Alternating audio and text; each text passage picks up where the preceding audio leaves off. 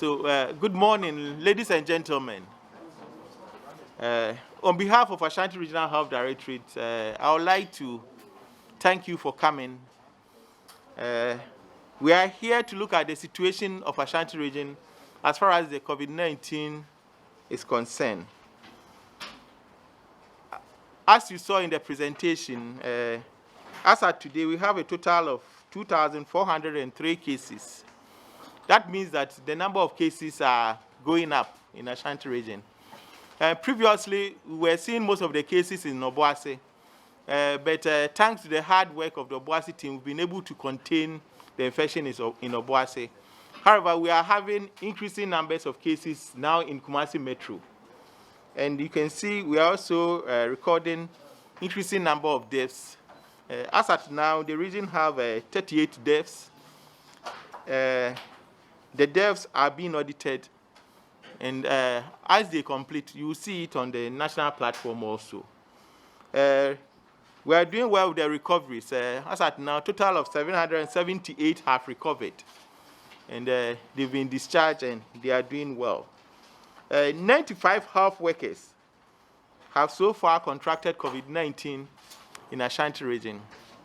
And as you might have heard, 95. 97. Okay. So 97 health workers so far affected. And as you heard, we've lost one of our hard-working doctors, the medical director of SDA Hospital in Kwadaso. We lost him through COVID-19. We want to take this opportunity to express our sincere condolences to the family and the Adventist Health Services for the loss. Also to Ghana Health Service and Ministry of Health. This is the first time that we've lost one of our hard-working doctors in the region. And we believe that we'll have to continue to work hard so as to prevent the infection, so as to save lives. It's an unfortunate situation. We don't want to see any of such occurrences anymore.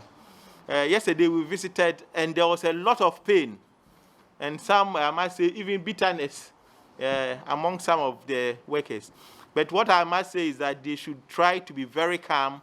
It's a very difficult fight, and we know that they are always there to support us. So let me express my sincere condolences to the bereaved family and then the SDA hospital. There were so many issues that we need to discuss. Basically, we'll talk about the contact traces.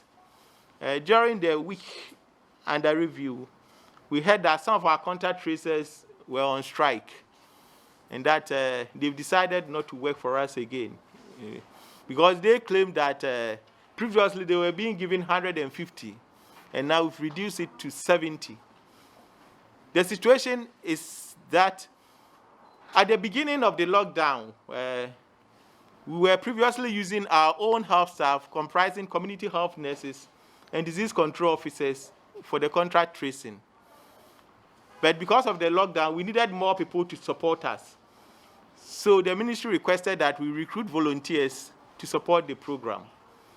So after the lockdown, the intensity of the work reduced.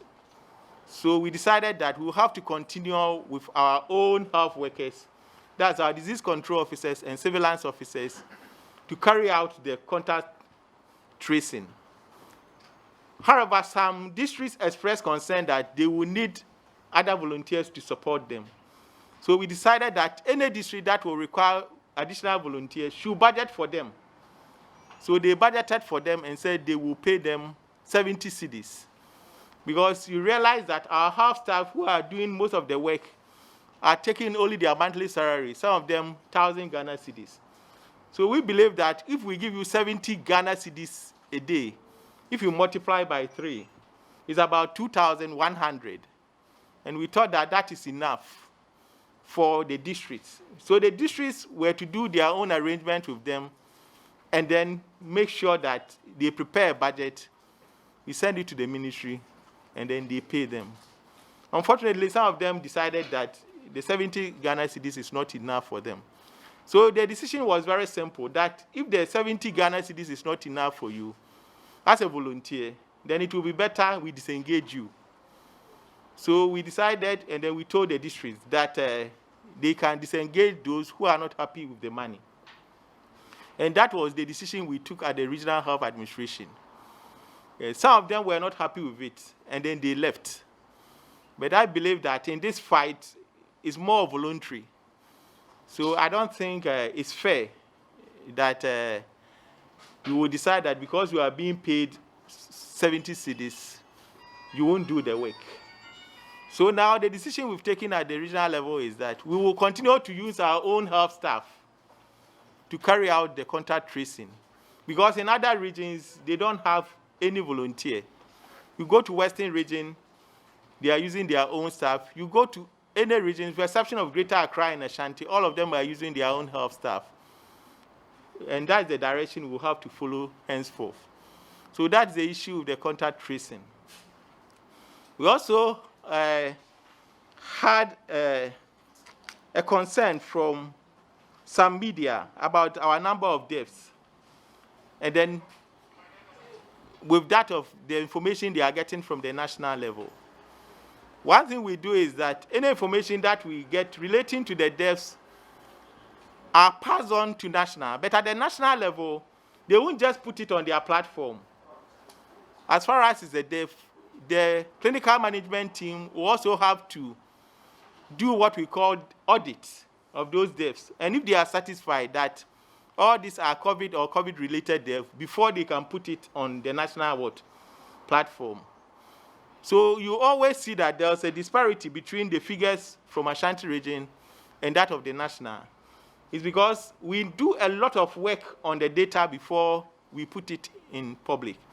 Just as we do for Ashanti region, we are just one region, and the national is comprising 16 regions.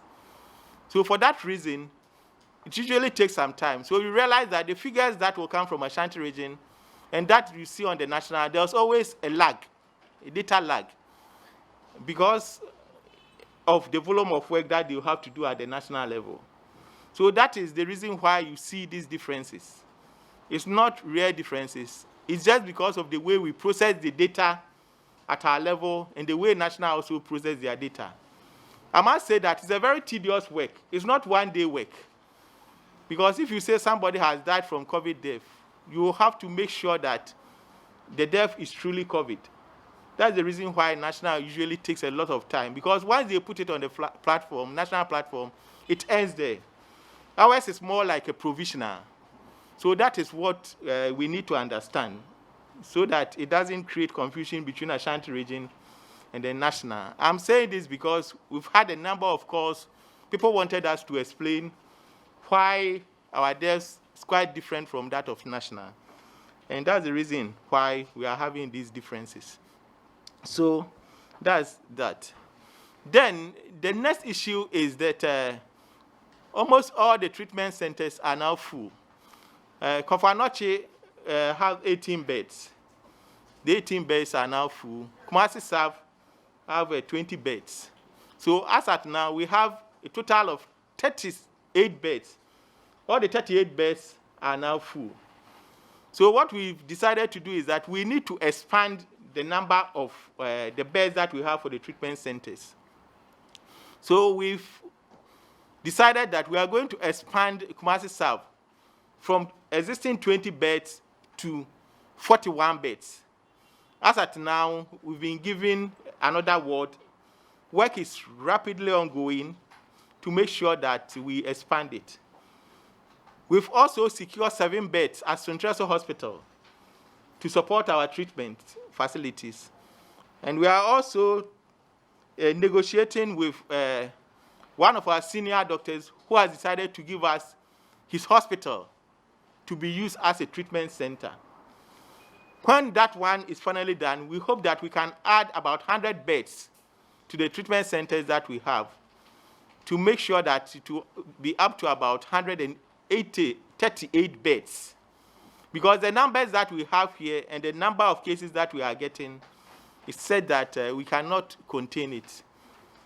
The challenge we have here is the way cases are referred to our major treatment center, Confanoche. Most of the cases are being kept in various hospitals, and when the situation gets worse, then they say, go to Confanoche. And by the time you get to Confanoche, less than 24 hours, then you are gone. I don't think that is good enough. We need to build the capacity of our peripheral facilities also to support the process. We have to build the capacity of the nurses there to identify the cases. The challenge we have with COVID deaths that we've analyzed here is that most of the deaths do not come with the classical signs and symptoms that we know. The cough, difficulty in breathing, and other things sometimes are absent. All that we get is malaria-like symptoms. So people assume that it's malaria. By the time we get to know that it's COVID, then a lot of health workers have been exposed. And because of that, most of them are now doing self-isolation. So there's a need also at the national level to review the signs and symptoms and then share it with the private facilities so that we do not focus only on certain signs and symptoms like cough, difficulty in breathing, and then it's COVID. Because in Ashanti region, we are seeing quite different picture. It's fever and general malaise. By the time you have difficulty in breathing, then you are almost gone. So it's another work that I think we will need to do here. The number of isolation centers will also have to be increased because we are having increasing number of cases. So that means that we have to get more isolation centers. Already we have spoken to Ghana Registered Nurses Association, so they've given us their hostels to be used as an isolation center. So in addition to the TUC, the Edriso one, we are also going to have another isolation center, and I believe that that will also help. But the bottom line with Ashanti region is that we need to adhere by the protocols and then the guidelines as has been prescribed by the president.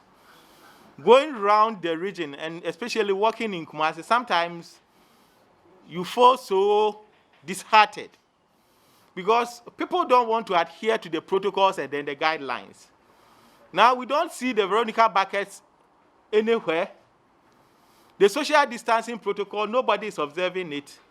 You tell people to wear face masks and they are insulting you. With this, we can't fight COVID-19.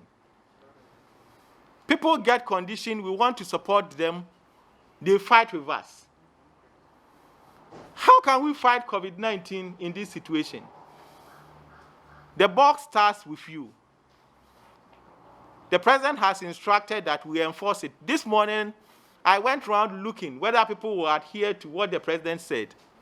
Some of them, they've disregarded what the president said. They are still walking around without their face mask. They are not observing the social distancing. So what do you want us to do? Ask people. That is not the way to go. Because right now, you know, we've lost a doctor, a hard-working doctor. And if it's to continue this way, what will happen? We are going to lose more. So my only appeal to people in Ashanti region is that let us obey instructions. Let us adhere by the laid down protocols and then the guidelines. Because with the ease of restrictions, it's likely that we may have cases going up. The facilities that we have in Ashanti region, as far as case management is concerned, is nothing to write home about. Accra may have UGMC, they may have Kolebu, they may have 37 military hospital, they may have police hospital. Ashanti, apart from Confanoche Teaching Hospital, we don't have any facility that we can say can manage severe and critically ill.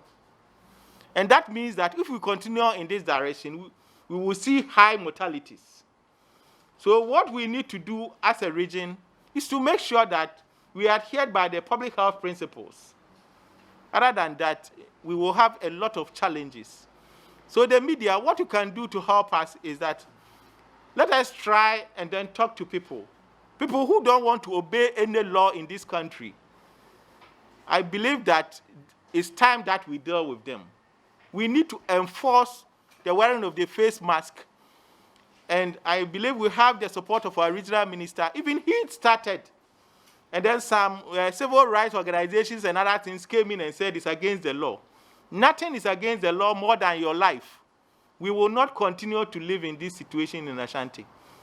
And yesterday, talking to the regional minister, whether you like it or not, we will have to enforce it. And I believe that that is the only way we will have to go. It's a challenge, but we need individuals to fight for us. We can't fight it with fear, stigma, discrimination, and other things. And then people disregarding the rules and then the law and order in this country. That's the area that we want you to do. So, if you continue to help us, we can assure you that we will flatten the curves. The infection rate will continue to go down, and then the mortality will also continue to go down. But if you disregard the protocols and then the guidelines, then I'm not a prophet, but I'll tell you that the cases will continue to go up, and the mortality will continue to go up. And nobody should wake up and call Dr. Tenkorang to ask me why, because I'm not going to answer you. The box starts with you. We don't sleep day in and day out. You can come here at 11 o'clock and come and see what we are doing here. By 5 o'clock, the calls will start coming. But the issue is not the health worker, it's not the president, it's about you. So that is the message to my people in Ashanti region. We love you, we want you to survive, but all that we want you to do is just to adhere by the rules and what? The regulations. Thank you, and God bless you.